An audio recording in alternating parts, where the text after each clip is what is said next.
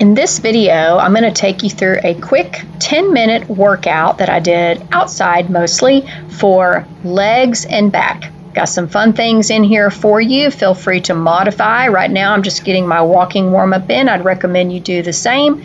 Take a good 2 to 3 minutes. We're going to go into our barbell wide rows. So if you don't have a barbell like I am doing here, you can always use some dumbbells. On this one, I've got enough weight to make it challenging. You're going to want to take your hands outside your hips, soften your knees with a flat back hinge forward from the waist, and then pull those elbows back. I'm going to show you from the side.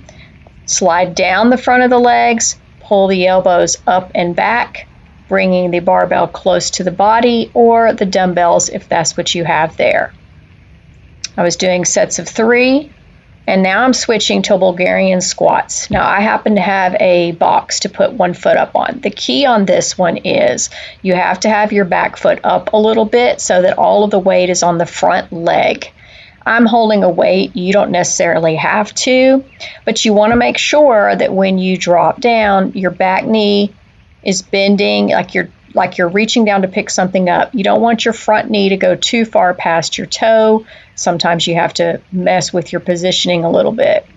I'm going back and forth to another set of wide rows here. You can do the same. I like going back and forth between lower body and upper body. So getting in another quick set of these wide rows, working the lats, working the upper back.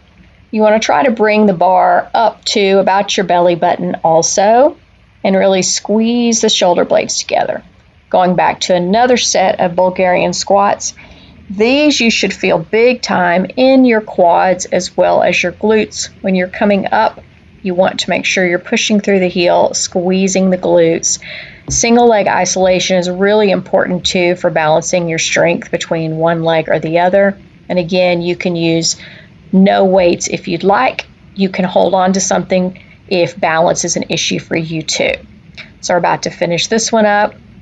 And then we're going to go back. So basically I'm doing about 3 sets of these wide rows, and I probably would increase my weight next time because when I'm trying to build strength, I want to top out at 6 to 8 reps. I probably could have gone a little heavier. That was a quick transition. Now I'm going to single leg squats using the box. Popping one foot up on the toe, the other foot is under the outside hip so that you sit down and back. All the work is going on the leg that is on the ground. The other one is up out of the way to make the leg that's on the ground do all of the work. Switching to the other side. Remember, we're sitting down and back, pushing through the heel on the way up for that squat. Hinging from the hip just a little bit, keeping that other leg out of the way. So you want to feel this in your glutes. You'll also feel it in your quads. Now I'm switching to a squat leg lift or abduction. These are so good because there's a little bit of a power movement off of the leg that's on the box. So it's a mini squat, but then you're having to use the leg that's on the box to help power up to lift your body, extend the leg out to the side, using the outside of your leg, the abductor, lift and hold, working on balance here as well. And again, single leg isolation and strength. These are so good. You always want to be working on your balance as you get older. It's super important to build muscles, but also build flexibility and work on balance and stabilization. So we're doing back and forth, left leg, right leg on this. And then we're getting ready to switch again any moment now. This video went a little longer. Okay, we're going to our another set. You can do these in a different order if you want. I probably meant to put something in between that second and third set of the squat leg lift, but that's okay. Use this as a guide for how you want to do it. And again, weight or no weight, it's totally up to you. Now we're going back to another set of Bulgarian split squats. I would recommend that maybe you have a yoga block behind you just to put one foot up if you're not used to doing these, and also don't do very many.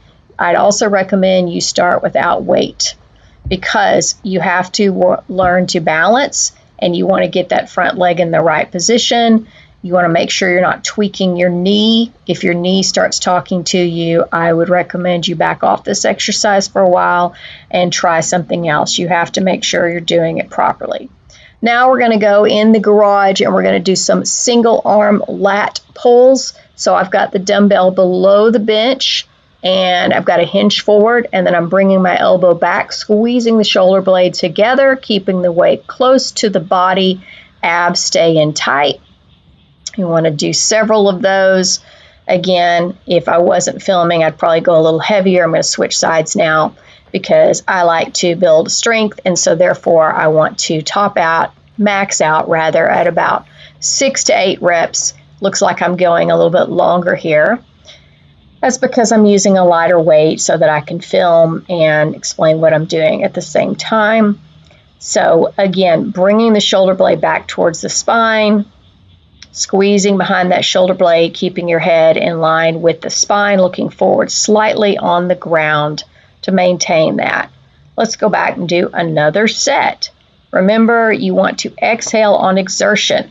So we inhale on the way down. We're going to exhale on the way up because that's when we're working the muscle.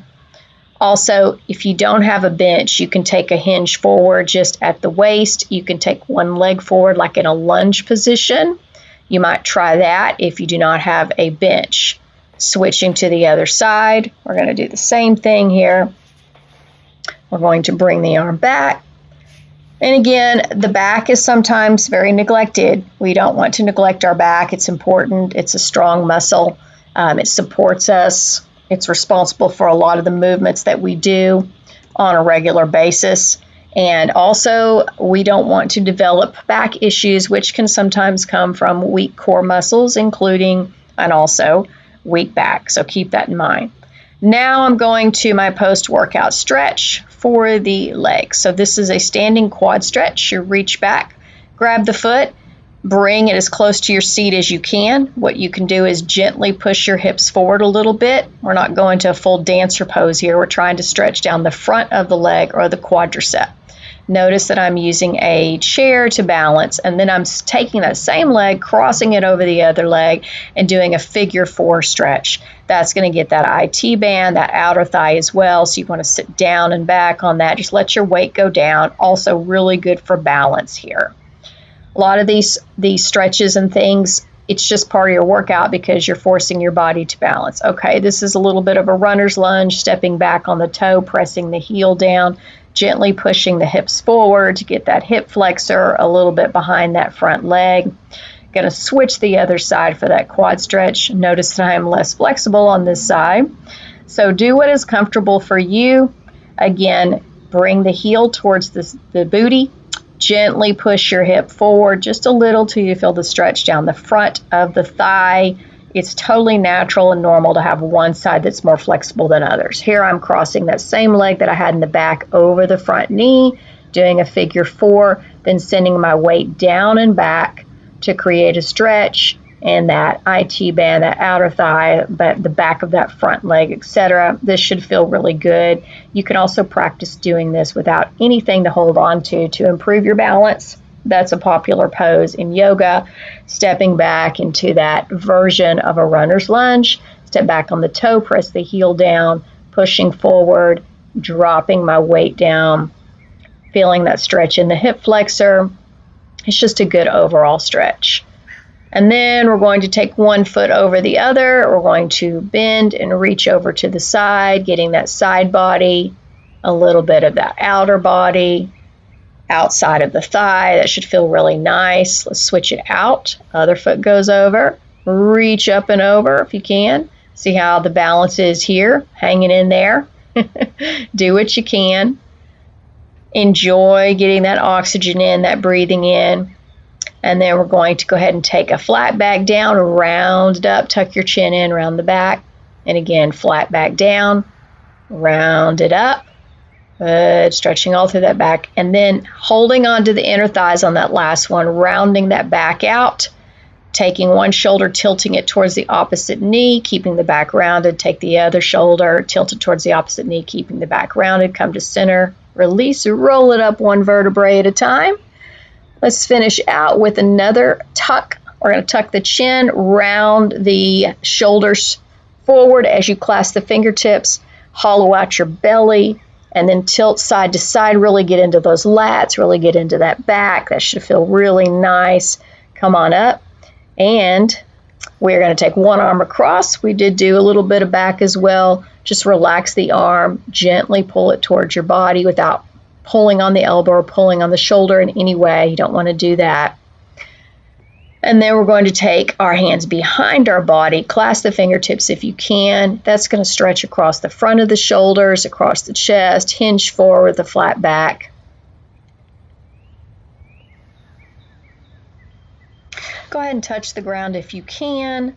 Feel the stretch in your hamstrings. Take those feet out a little bit wider. Take a bend in one knee. Hinge to the side, or you're hinging forward, you're leaning side to side to get a little bit more stretch through those inner thighs. You're going to roll it up one vertebrae at a time, and you are done with that. Yes, you did great. Now, we're going to finish up with a post-workout walk, just so I can talk to you a little bit more. It's always good to get in the cardio, after the weights if you can, but you have to have a little bit of a warm-up before. If you liked this, please give it a like. If you'd like to see more, I would love it if you would subscribe. And thank you so much for watching.